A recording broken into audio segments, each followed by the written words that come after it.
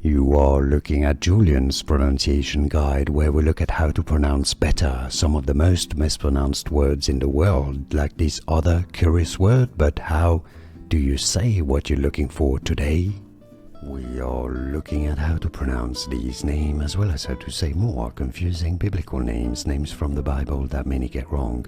So stay tuned to the channel to learn more. Jehoahaz is how it is usually pronounced in English. Jehoahaz. It's easy once you know Jehoahaz, and now you know. Like this video if you found it useful. It helps me immensely. Thanks for your support. More videos for you here to learn more correct pronunciations.